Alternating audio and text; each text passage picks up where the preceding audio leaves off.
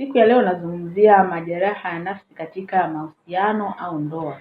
Mara nyingi mahusiano yoyote yaliyo na majeraha husababisha ukataji tamaa katika mahusiano mengine mapya au ndoa zingine mpya. Moyo ni kitu ambacho kikishambuliwa na mikwaruzo, magomvi, masimango, kuachana na kurudiana, ama ndoa zenye migogoro ndani ya ndoa.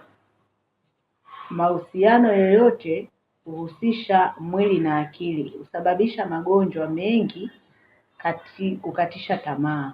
Mahusiano na ndoa nyingi zenye dosari, vurugu, mateso huleta changamoto zinazoathiri umbile la ndani la mwanadamu, na wakati mwingine huathiri hata akili kiafya na husababisha hata vifo vya ghafla. Huathiri familia nyingi.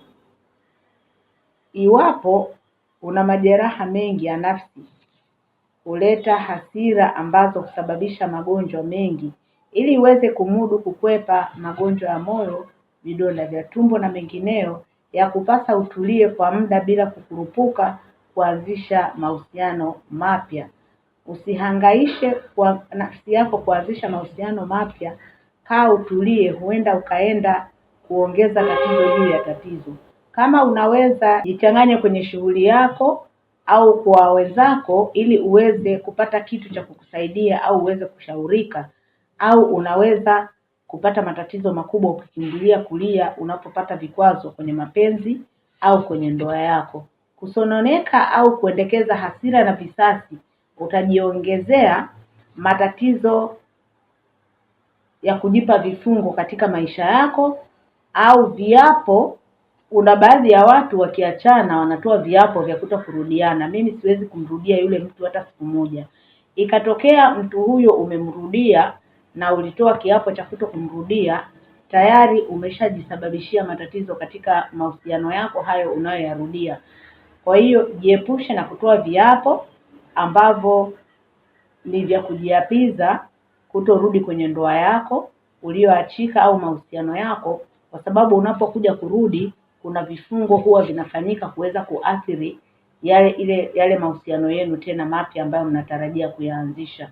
Kwa hiyo vifungo hivi huleta matatizo makubwa na kuweza kuwasababishia mwanamke yeyote au mwanamume yeyote ambaye ameingia katika mahusiano yenye vikwazo, yenye magomvi makubwa, yenye masimango makubwa, huwa wanaathirika kisaikolojia. Watu hawa wanatakiwa utulivu mkubwa ili kuanza uhusiano mpya na sio kupitiliza.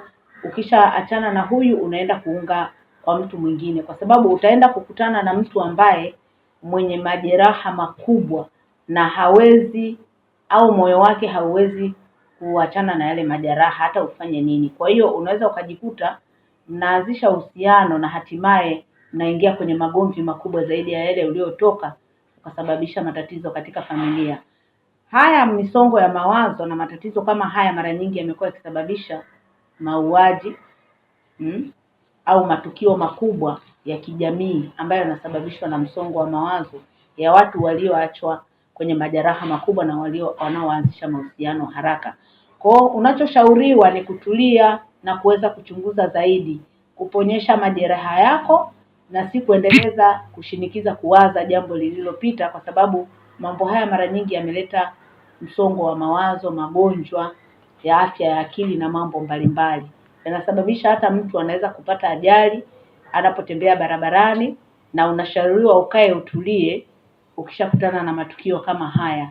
Utakiwa kukurupuka au kujichanganya zaidi. Cha msingi wafate wanasaikolojia ukiona umepata matatizo makubwa sana au majeraha makubwa, au wafate washauri ukashauriwe namna gani unaweza ukatulia katika kipindi hicho ili uweze kuwa na amani na kuendelea na shughuli zako za kawaida.